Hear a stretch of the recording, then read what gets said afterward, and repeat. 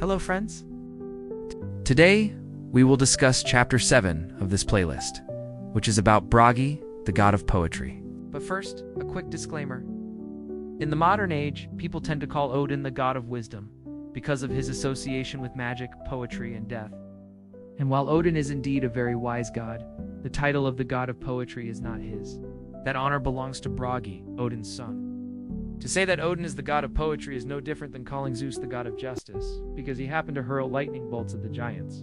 Just as Zeus may have occasionally struck titans with his thunderbolts, Odin may have occasionally dipped his toes into the waters of poetry, but that was just a hobby of his.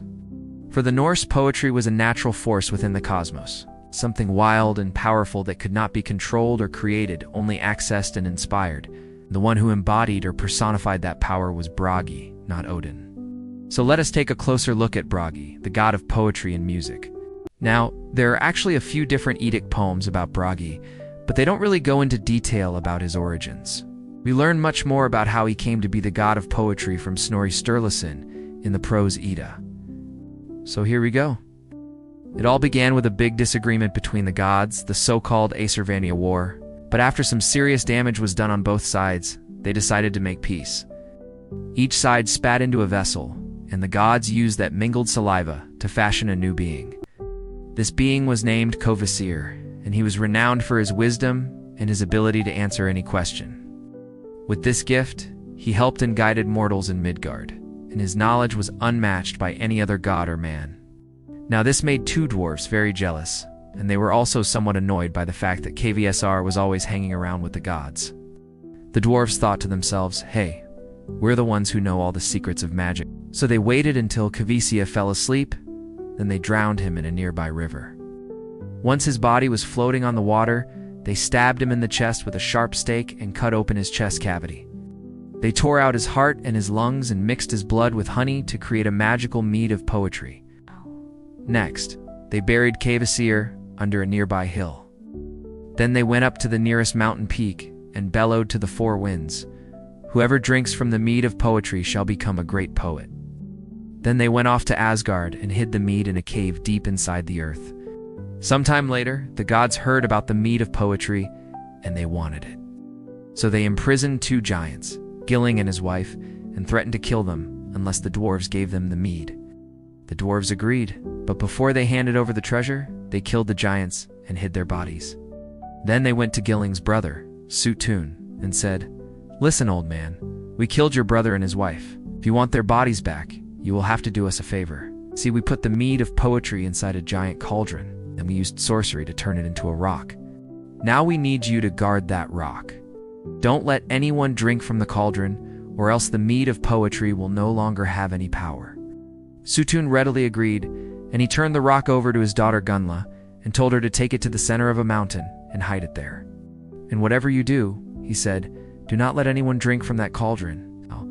Odin heard all this from the dwarves while he was disguised as a mosquito. And once he found out about the mead of poetry, he knew he had to get it. So he flew down to Gunla and asked her to marry him. She turned him down flat. Then he flew back to Asgard, changed into a snake, and slithered down the mountain again.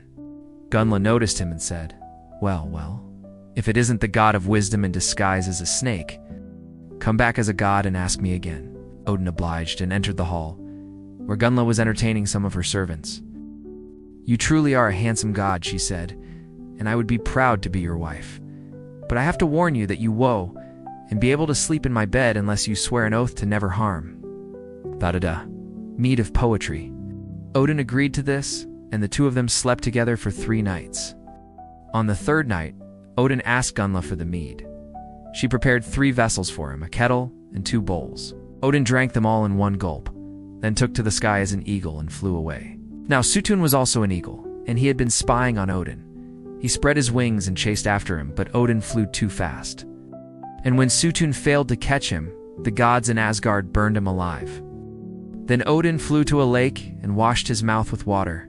He spat out 3 mouthfuls of mead into 3 different vats, and those vats were filled to the brim. "I will save 1 portion for my son Bragi," he said, "but the rest you may have for yourselves." And that is how the mead of poetry came to the gods. And as for Bragi, when he heard that Odin had acquired the mead of poetry, he flew to Asgard in the form of an eagle. Odin took the mead of poetry and placed it on Bragi's tongue, and at that moment Bragi became the god of poetry. But wait, didn't Odin just steal the mead of poetry from the dwarves? Yeah, he sure did. But that doesn't mean that Bragi wasn't deserving of the title.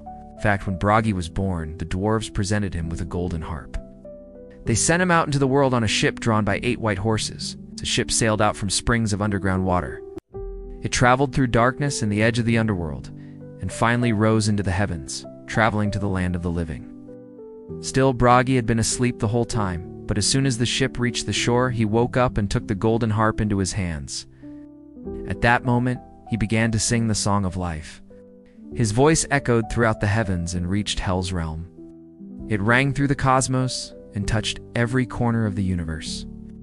The ship continued on its journey until it reached a sunlit shore. Bragi stepped ashore and continued singing as he walked through barren woods. The trees listened to his music and sprouted leaves and blossoms. Thorny bushes shed their thorns and bore sweet fruit. Rocks turned into fertile soil. Dead men sat up, grabbed their weapons, and became strong and healthy again. All of nature rejoiced in Bragi's music.